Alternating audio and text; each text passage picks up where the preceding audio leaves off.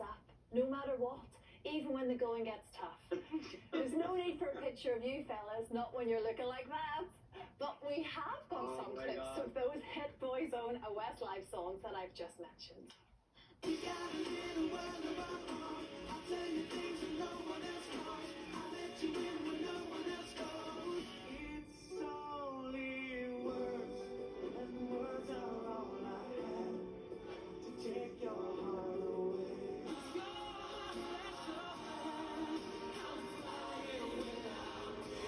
No matter what they do,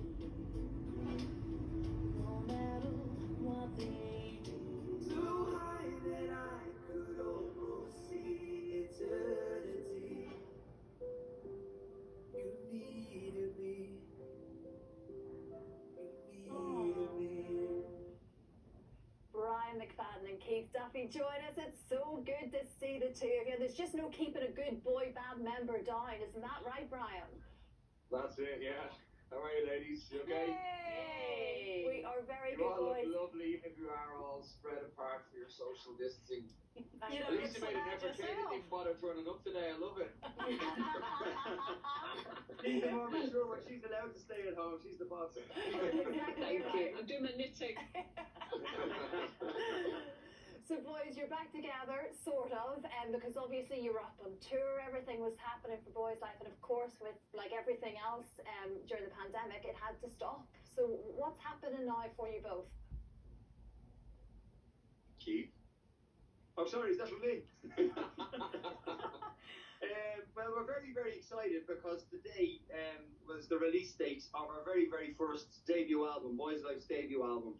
And it was an album that we recorded with the Royal Philharmonic Orchestra, an 84-piece orchestra. And we chose our favourite Boyzone songs and our favourite Westlife songs, and we re-recorded them with the Royal Philharmonic.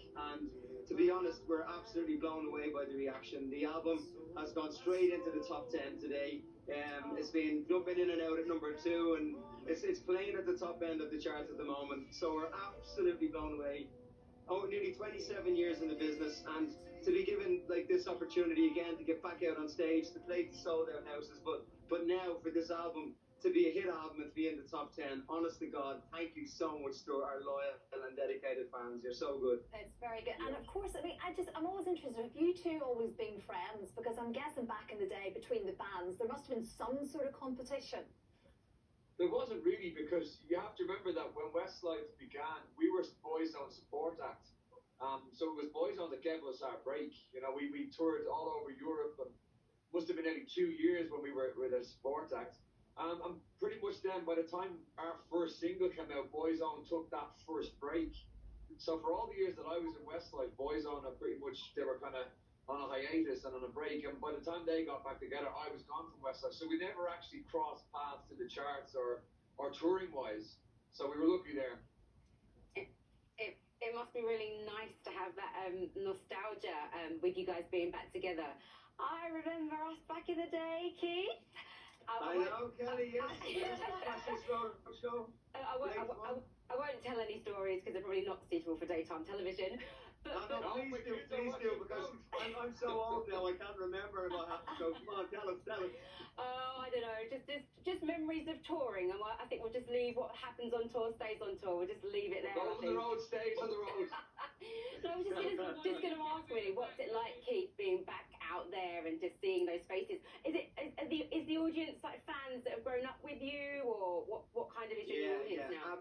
Absolutely. When Brian and I are on stage together looking out into the audience, there's so many familiar faces, people that have grown up with us, you know, and even better now, they come along and they bring their kids with them. I mean, in our show now, you can have anything from 3 to 4 different generations of a family in the audience, which is beautiful. You know, you can have young girls 3 and 4 years of age on the front row, right up to women in their 90s, which is bizarre. But yeah, we see a lot of the same faces. The same people have travelled all over the place with us for the last 25 years, and they're so loyal, and that shows today in the chart position of the album. So I'm buzzing as well, because in Boyzone it was predominantly Stephen Gately, God rest him, and Rona Keaton that did most of the lead vocals. So now with the great help of Brian, and Rona's been great to me as well, I'm singing a lot more lead vocals on this album with Brian, and I kind of get much better job satisfaction now that I'm on stage belting out the lead vocals, you know. So for being in the music business for 20 years, I eventually got my moment, you know.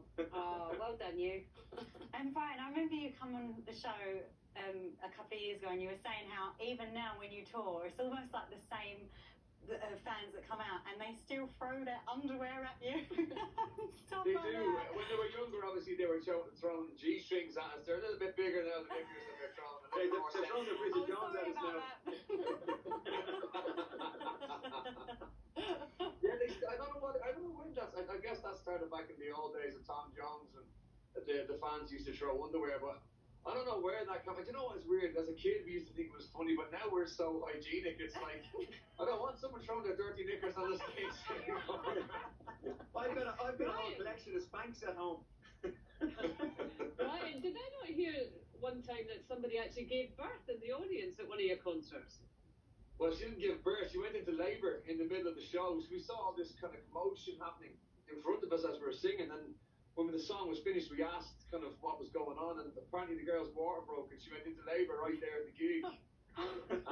So that's not the worst. Though. We've had some interesting kind of situations. We were in Belfast on our first tour together as Boyzlife. And there was a couple in the front row. I have to be very careful how I word this.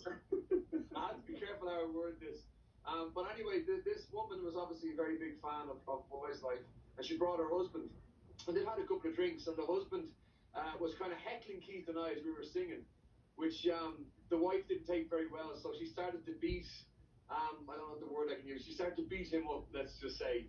And throw a few punches. It was an altercation. And right in the middle of the show, the police came in and took the two of them out in handcuffs. Oh my God! So clearly this woman loved me and Keith a lot more than she loved her husband. Yeah. There were other Standard, issues. Brian, standard. And like the pros you wear, you carried on singing, I'm sure, the whole way through. No, we stopped and had a great laugh. Oh, God. We said, stop, I want to watch. I don't want to miss this. Well, look, obviously we don't condone that, just so you know. Please don't get into No, of any course kind of not. other arguments at a Boyzlife concert. No, wait till after the concert to do it. Yeah, we're slightly run out of time, boys, but I do know this is like a bit of a precursor to the album you really want to make, and that's the one that you're going to write from scratch yourselves. And so there's lots happening for you guys. It's great to see you both again. Best of luck when the tour kicks off again. Thank you so much for talking to us. Thanks Thanks a million, See ladies. you soon. God bless. Take care. That is it for